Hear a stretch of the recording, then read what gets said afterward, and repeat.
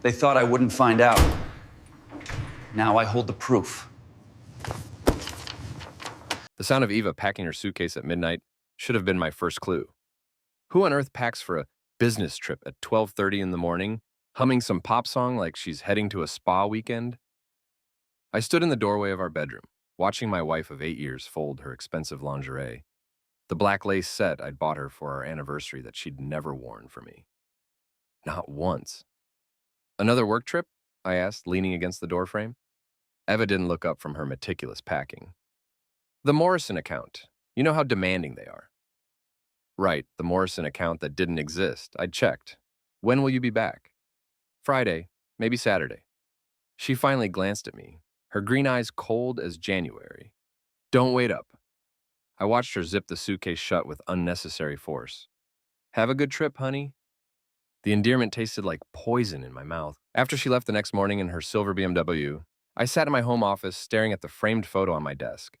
Eva and me on our wedding day. Both of us grinning like idiots, young, stupid, in love. Or at least I was. My name is Adam Carver, and I built a tech agriculture company from nothing. Started in my garage 7 years ago, writing software that helped farmers optimize crop yields. Now Carver Industries employed 300 people and was worth $42 million. My father, Malcolm, had recently merged his agricultural empire with mine, making us one of the biggest players in the Northeast. I wasn't some clueless husband. I'd noticed the signs, the late nights, the mysterious phone calls, the way Eva had started dressing better for work meetings than she did for our anniversary dinners. But I'd told myself I was being paranoid. Successful men's wives don't cheat, right? We provide everything they could want. Turns out I was providing everything Julie and Brooks wanted too. I found the evidence on Eva's laptop that evening. She'd left it open, logged into her personal email account. Careless. Or maybe she wanted me to find it. The first email made my stomach drop. Julian, can't wait for our weekend getaway. I told Adam it's work. He's so gullible. See you at the Marriott downtown. Room 4E. I scrolled through months of correspondence. Hotel receipts, restaurant reservations. Photos I won't describe here, but let's just say they weren't discussing quarterly projections. Julian Brooks. I knew that name. He worked for Meridian Corp, our biggest competitor. Mid-30s, slicked back hair, drove a red Porsche, and wore suits that cost more than most people's monthly rent. I'd met him at industry conferences where he'd always made snide comments about family businesses and old-school thinking. The son of a witch was sleeping with my wife and probably stealing my company's secrets. But the real gut punch came in an email dated 3 days ago. My contact at First National says the loan papers are almost ready.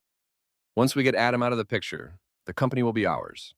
Your father's connections at the bank will make this seamless. We just need to be patient a little longer. Jay, my father-in-law, Gerald Holt, was in on it. The man who'd never thought I was good enough for his daughter, who'd made snide comments about my blue-collar background at every family dinner for 8 years. The CFO of a mid-sized investment firm who'd always acted like he was doing me a favor by acknowledging my existence. They were planning to steal my company. I sat back in my leather chair, staring at the screen. My hands weren't shaking. My heart wasn't racing. I felt nothing. Cold, calculating nothing.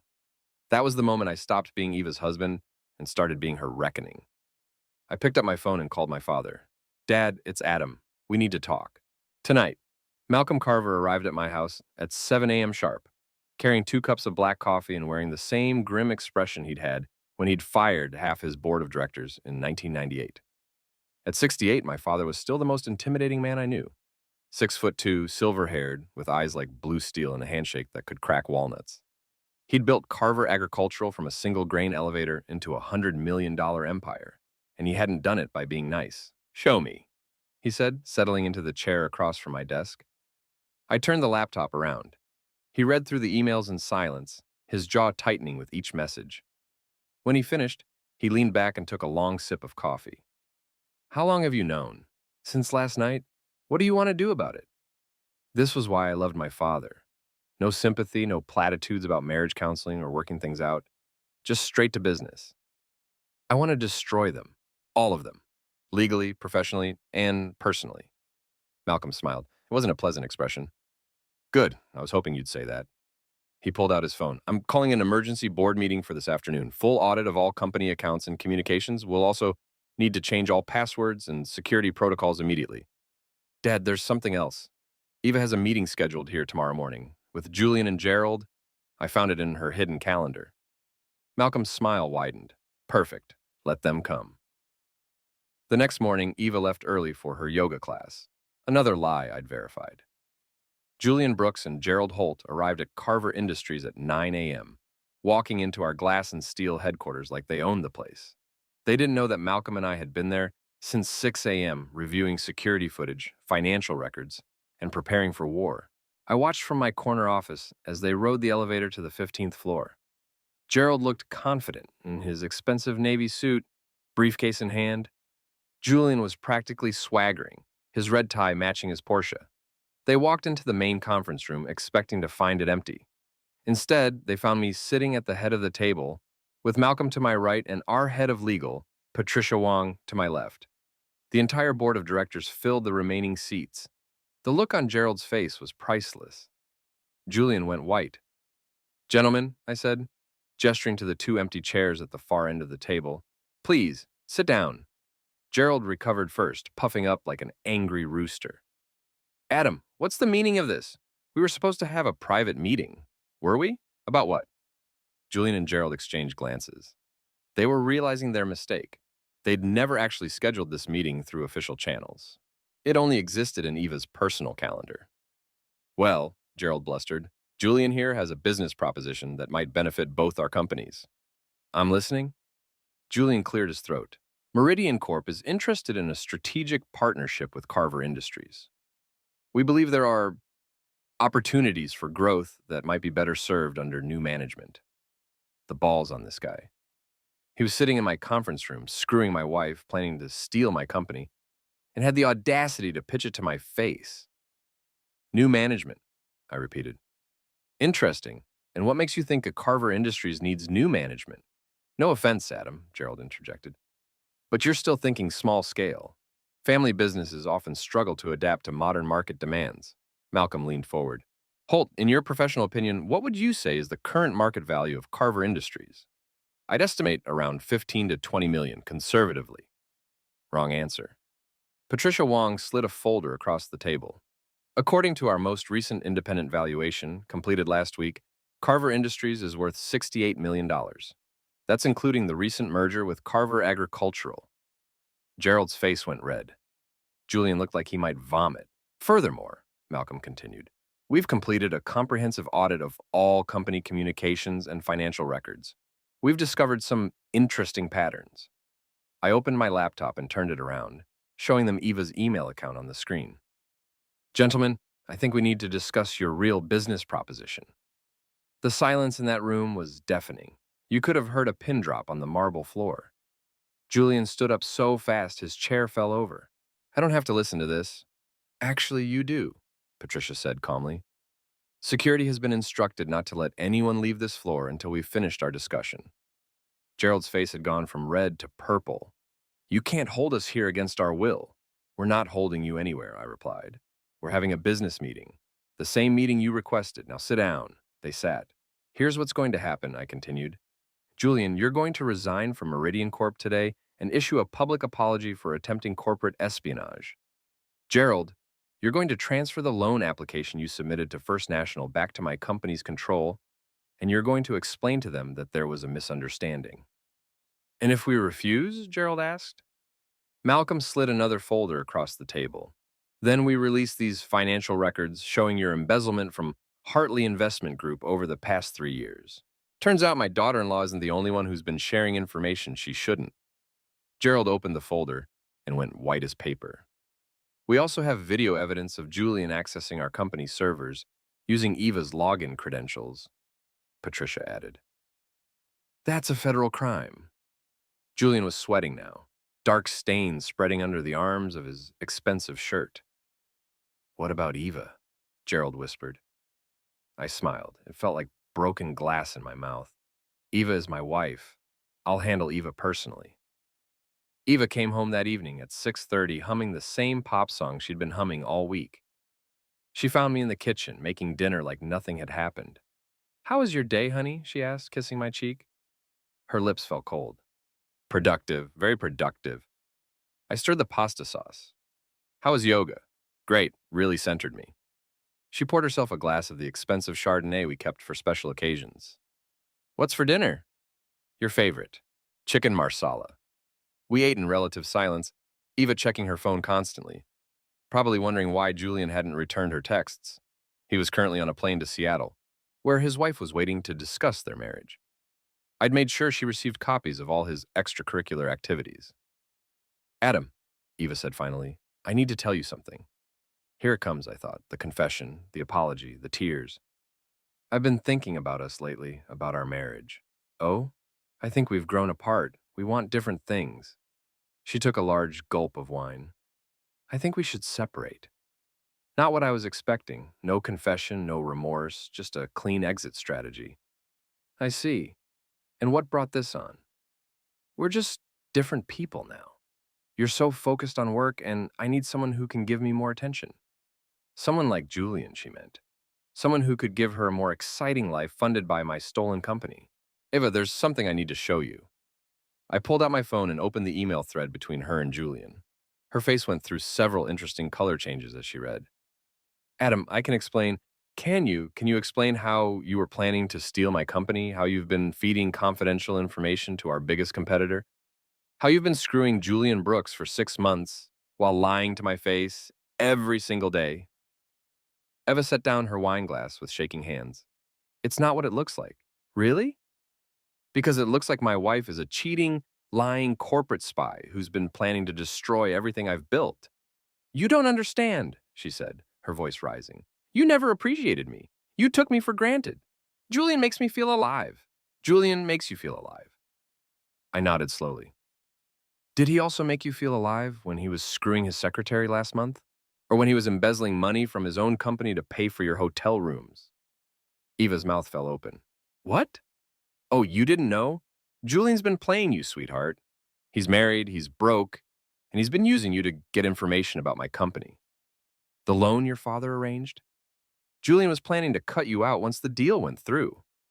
I showed her the additional emails I'd found, Julian's correspondence with his real business partners, discussing how to handle the Carver woman once they had control of the company. Eva read in silence, her face crumbling as the truth sank in. He said he loved me. He loved your access to my company. Just like your father loved the idea of finally putting the blue-collar boy in his place." "My father?" Eva looked confused. "Gerald's been embezzling from his own company for 3 years. He needed a big score to cover his tracks. My company was going to be that score." Eva sat back in her chair, looking stunned. For a moment, I almost felt sorry for her, almost. "What happens now?" she whispered. I slid a manila envelope across the table. "Divorce papers. You can sign them now, or you can sign them after I release all of this information to the press, the police, and every person in our social circle." "Adam, please." "There's no please, Eva. There's no working this out. There's no second chance." I stood up and walked to the window, looking out at the city lights. "You made your choice when you decided to betray me. Now you get to live with the consequences. What about the house, the cars, my jewelry?" I turned around and smiled. "What about them? They're half mine. We're married." "Actually, they're not. Remember that prenup your father insisted I sign? The one that protects your family's assets in case our marriage fails?" I pulled out another document. "It also protects mine. Everything we acquired during the marriage stays with whoever earned it. Since you've been unemployed for the past 3 years, that would be me." Eva's face went white. "You can't do this." "I already did. You have 24 hours to pack your personal belongings and leave. After that, security will remove you." She stood up so fast her chair toppled over. "You bastard! You can't throw me out of my own house. It's not your house, Eva. It never was. Just like the company was never going to be Julian's, no matter what he promised you." Eva grabbed her wine glass and threw it at me. I ducked, and it shattered against the wall behind me. "I hate you!" she screamed. "I've always hated you. You're nothing but a pathetic little man who got lucky with a computer program." "Maybe," I said calmly, but I'm a pathetic little man who still has his company, his house, and his dignity. What do you have, Eva? She didn't answer. She just ran upstairs sobbing. I cleaned up the broken glass and finished my dinner. The chicken marsala was excellent. The next morning, Eva was gone. She'd taken her clothes, her jewelry, and her attitude, leaving behind only a note that said, "This isn't over." Wrong again. I arrived at the office to find my assistant, Jennifer, looking concerned. "Mr. Carver, there are reporters in the lobby. They're asking questions about Meridian Corp and some kind of corporate espionage investigation." I smiled. "Send them up to the conference room. I'll make a statement." The press conference was beautiful. I sat behind a mahogany table with Malcolm, Patricia Wong, and our head of security, a former FBI agent named Robert Chen. We laid out the facts calmly and professionally. Meridian Corp had attempted to steal proprietary information through corporate espionage. The perpetrators had been identified and were cooperating with authorities. Carver Industries would be pursuing all legal remedies. I never mentioned Eva by name, but I didn't have to.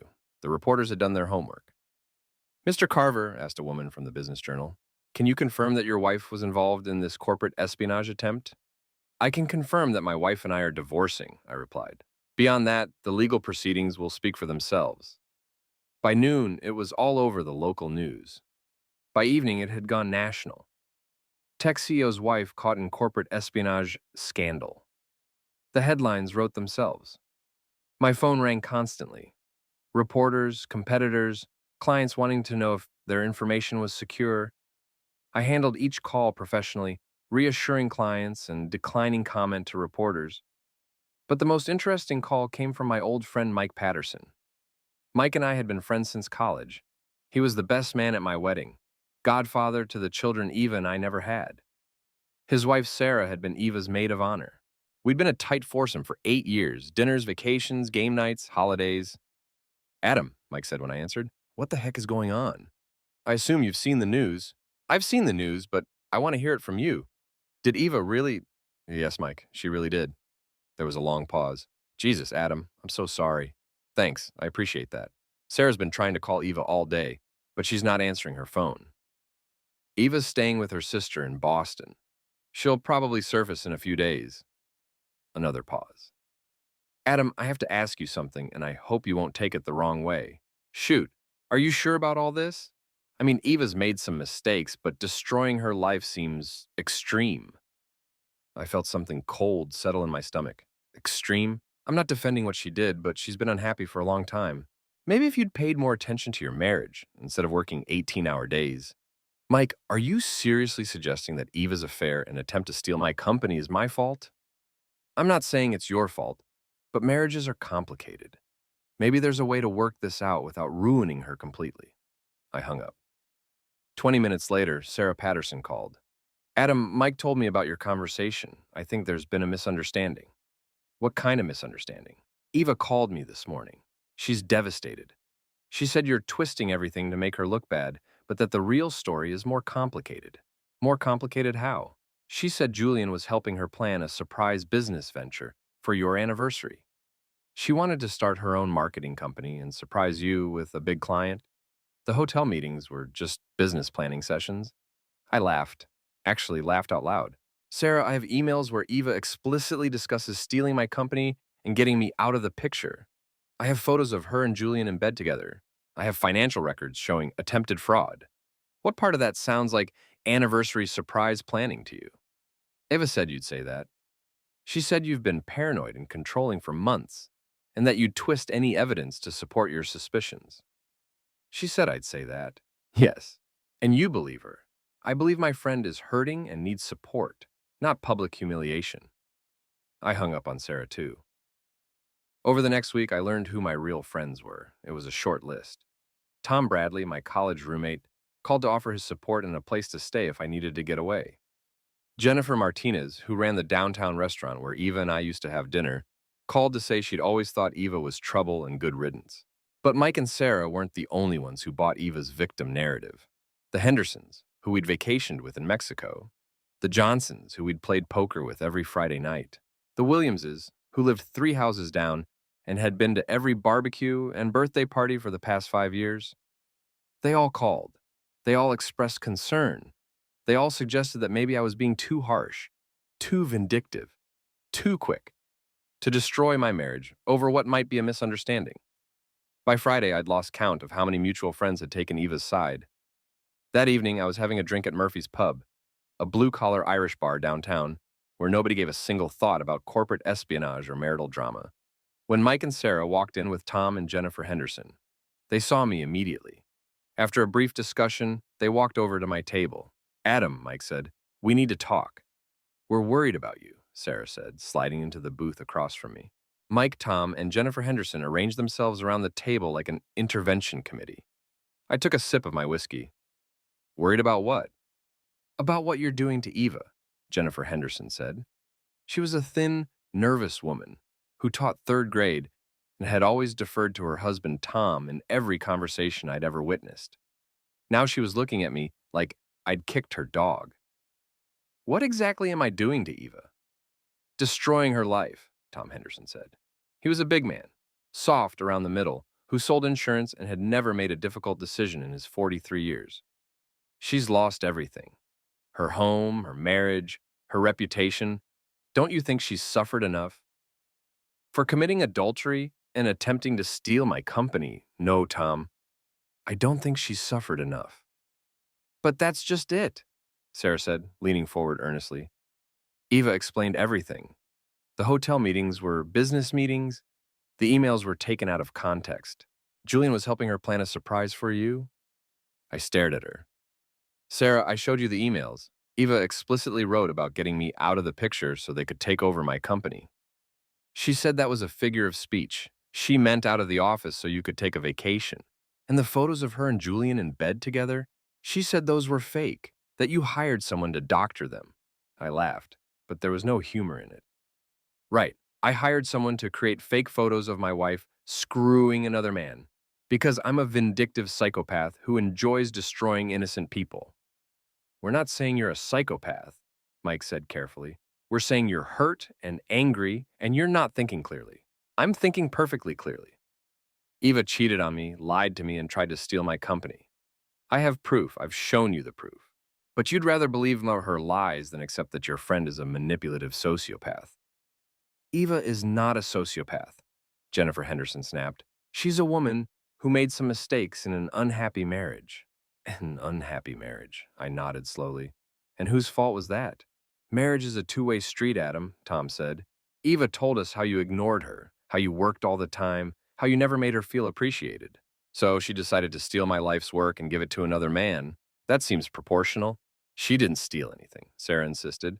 "She was trying to build something of her own so she could contribute to the marriage by sleeping with our competitor and giving him access to our proprietary software." "She denies that," Mike said. "Of course she does. What else would she say?" We stared at each other across the table. These people had been my friends for years. I'd been to their weddings, their children's birthday parties, their anniversary dinners. I'd loaned Tom money when his insurance business was struggling. I'd given Jennifer a job when she was laid off from the school district. I'd been Mike's best man and Sarah's shoulder to cry on when she'd miscarried their first pregnancy. And they were choosing Eva. "Look," Mike said finally, "we're not taking sides here. We care about both of you. But Eva is talking about hurting herself, Adam. She's lost everything and she's not handling it well."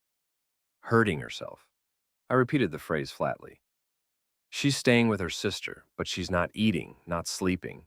She's talking about how there's nothing left to live for."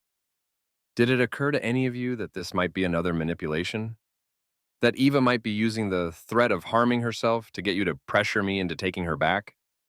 "Jesus Christ, Adam," Tom exploded. "What kind of monster are you? Your wife is talking about ending herself, and you think it's a con game? My wife spent 6 months planning to destroy me, and you think she's suddenly developed a conscience?" "She made a mistake," Sarah started.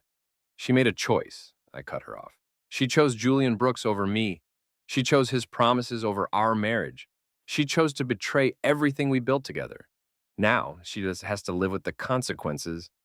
"The consequences don't have to include destroying her completely," Mike said. "You could drop the charges. You could give her some money to start over. You could at least stop talking to the press." "I haven't talked to the press since the initial statement. The reporters are still calling her a corporate spy and a gold digger, because that's what she is. Jennifer Henderson stood up abruptly. I can't listen to this anymore. The Adam I thought I knew would never be this cruel. The Adam you thought you knew never had his wife try to steal his company. Come on, Jen, Tom said, standing as well. We're wasting our time here. They left without another word. Mike and Sarah remained seated, looking uncomfortable. Adam, Sarah said quietly, I understand you're hurt, but we've been friends for 8 years. Eva made mistakes, but she's still a human being. She doesn't deserve to have her life completely destroyed. What does she deserve, Sarah? Forgiveness, a chance to rebuild, some compassion from the man who promised to love her for better or worse. For better or worse doesn't include adultery and corporate espionage. It includes forgiveness. I finished my whiskey and set the glass down carefully. Sarah, let me ask you something. If Mike had been cheating on you for 6 months, lying to your face every day, and planning to steal your business and give it to his mistress, would you forgive him?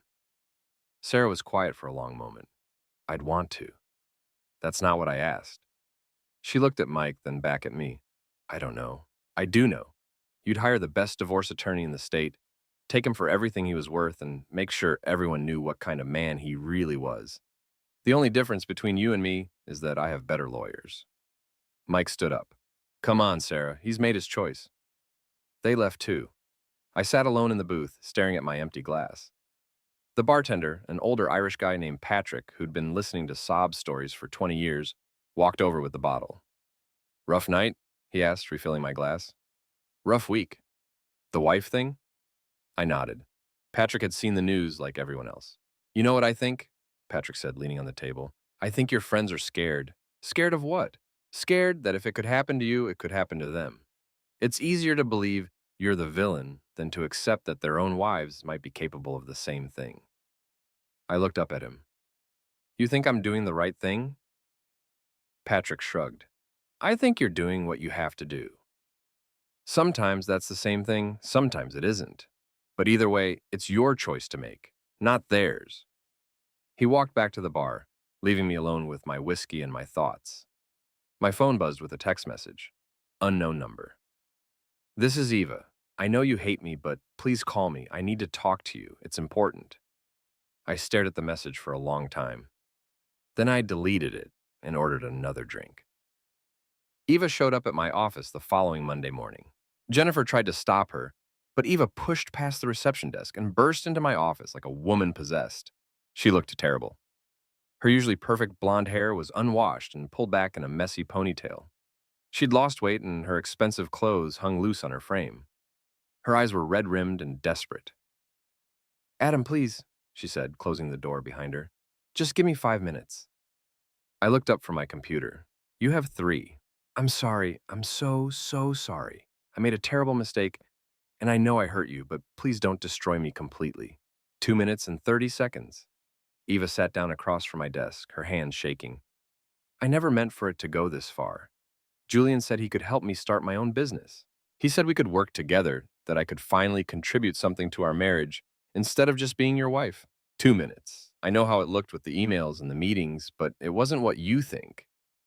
Julian was manipulating me. He was using me to get information about your company, but I didn't know that. I thought he cared about me. 1 minute and 30 seconds. The affair was real, she said, tears streaming down her face. I won't lie about that. I was lonely and stupid and I fell for his lies, but I never wanted to hurt you or steal your company. I just wanted to feel important again. 1 minute. Please, Adam. I've lost everything. My friends think I'm a monster. My family won't speak to me. I can't get a job because every time someone Googles my name, they see corporate spy and adulteress. I have nothing left. 30 seconds. I know I don't deserve forgiveness, but I'm begging you. Drop the charges. Stop the divorce proceedings. Let me come home. I'll do anything to make this right. Time's up. Eva stared at me, waiting. Eva, I said calmly, do you remember our wedding vows? She nodded, wiping her eyes. Do you remember the part where you promised to forsake all others and be faithful only to me? Yes. Do you remember the part where you promised to love and honor me? Yes. Good. Because I remember those promises too, I also remember believing them. I stood up and walked to the window. I remember trusting you completely. I remember sharing everything with you, my dreams, My fears, my business plans, my passwords, my bank accounts, my heart. Adam, I'm not finished. I turned back to face her. I remember working 18-hour days to build this company, not just for me, but for us, for our future, for the children we talked about having, for the life we were going to build together. Eva was crying harder now. I remember coming home every night excited to see you, to tell you about my day, to hear about yours. I remember planning vacations and anniversary dinners and surprise gifts because I thought making you happy was the most important thing in the world. It was, she whispered. You did make me happy. No, Eva, I made you comfortable. I made you wealthy. I made you secure. But I didn't make you happy because if I had, you wouldn't have spent 6 months sleeping with Julian Brooks and planning to steal everything I'd worked for. I made a mistake. You made a choice. Every day for 6 months, you made the same choice. You chose to lie to me. You chose to betray me. You chose to plot against me. That wasn't a mistake, Eva. That was a decision. I walked back to my desk and sat down. You want to know why I can't forgive you? It's not because you cheated on me. People make mistakes. Marriages can survive infidelity. It's because you tried to destroy me. You tried to take everything I'd built and give it to another man. You tried to erase me from my own life. Julian manipulated me. Julian couldn't have manipulated you if you hadn't been willing to be manipulated. He couldn't have used you if you hadn't wanted to be used. You made a conscious decision to betray our marriage and our partnership because you thought you'd found something better. Eva slumped in her chair, defeated. The divorce papers are final as of this morning, I continued. The corporate espionage charges stand. You have no claim to this company, this building, or any of the assets we accumulated during our marriage. What am I supposed to do? She whispered. What everyone else does, Eva. You figure it out.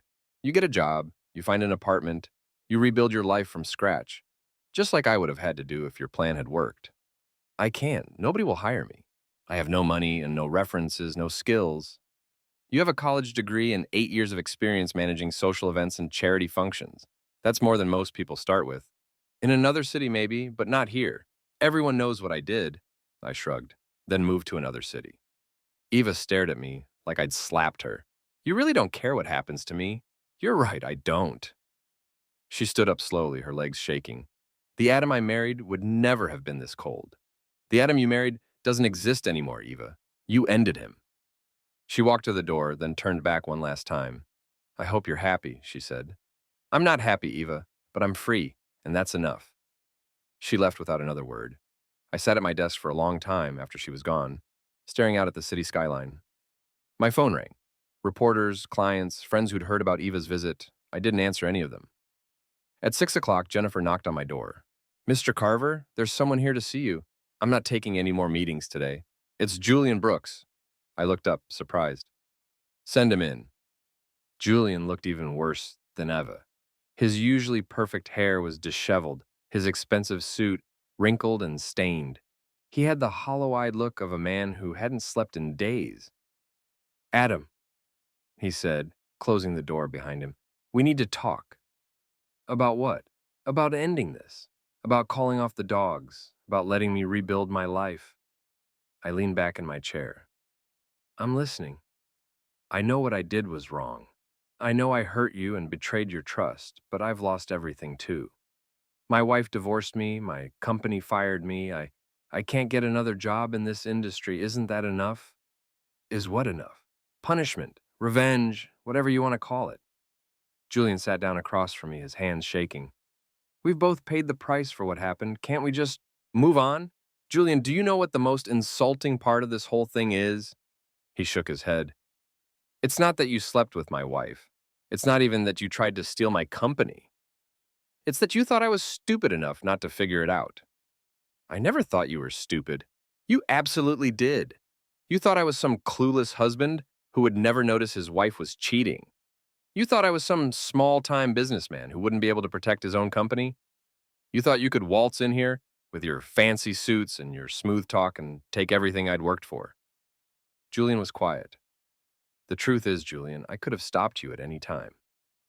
I knew about the affair 3 weeks before I confronted Eva. I knew about the corporate espionage a week before that. I let you dig your own grave because I wanted to see how deep you'd go. Why? because I wanted to know who I was really dealing with. I wanted to know if my wife was just having an affair or if she was actively trying to destroy me.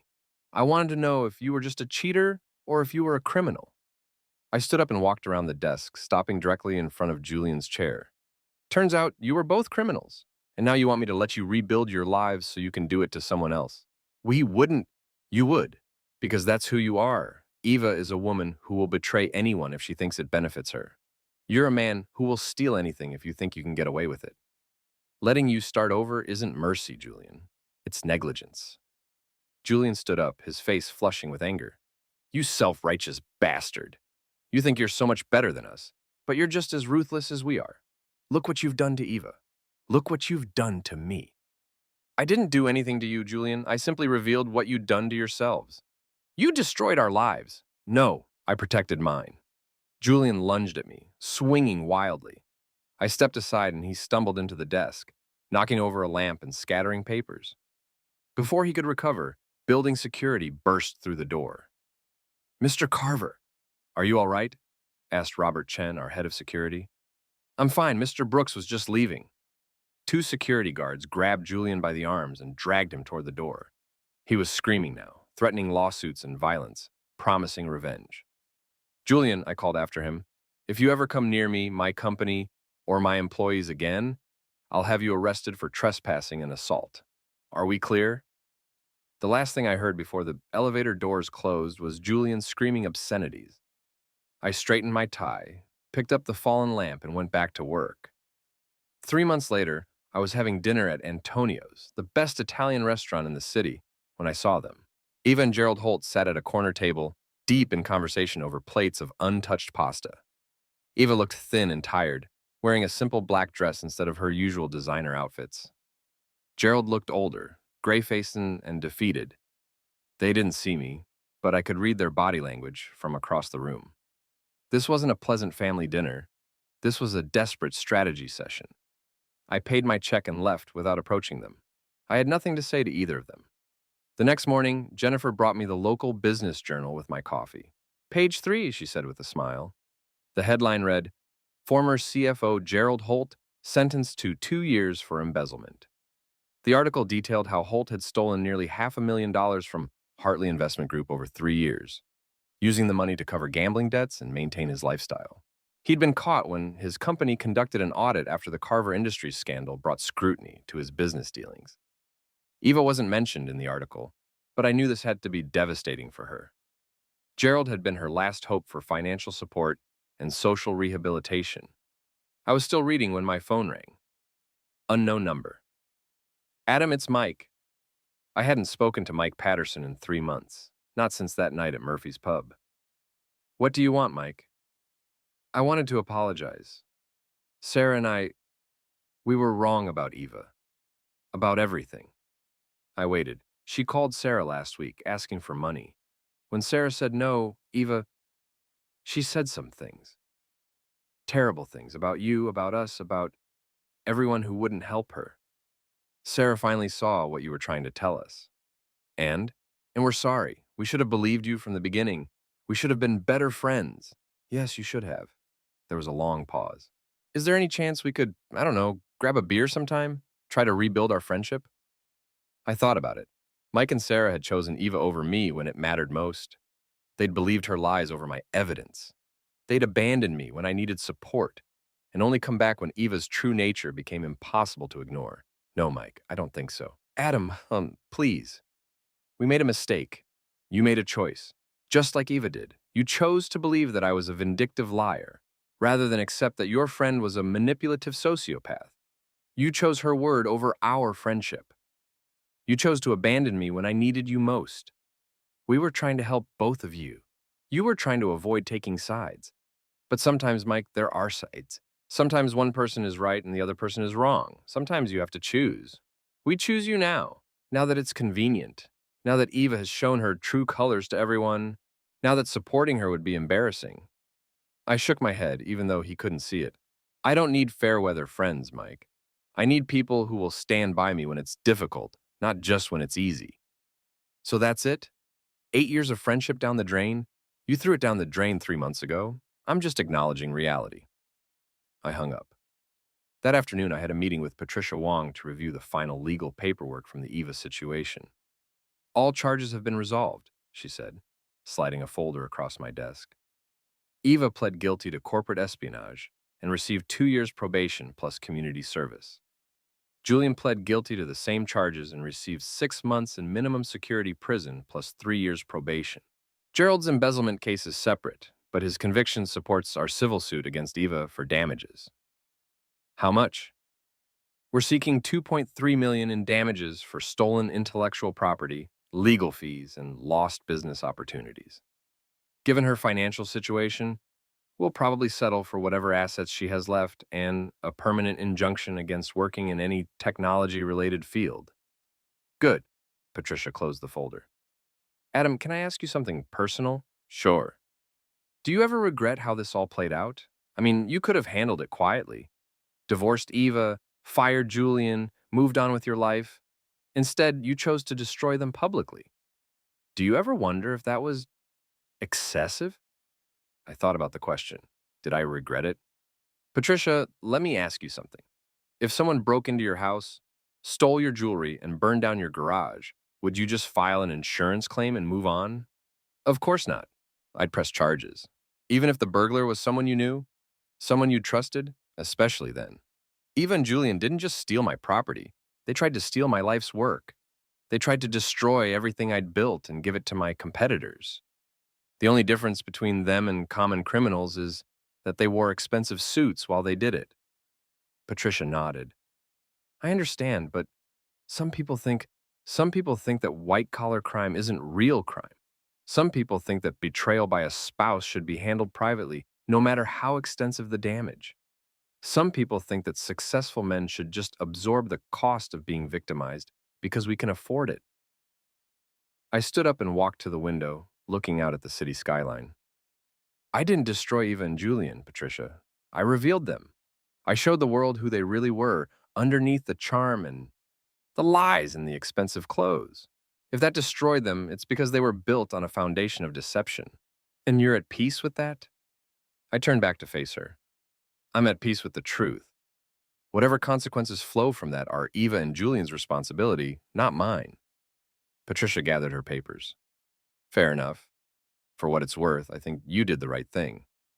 After she left, I sat alone in my office, thinking about the past 6 months.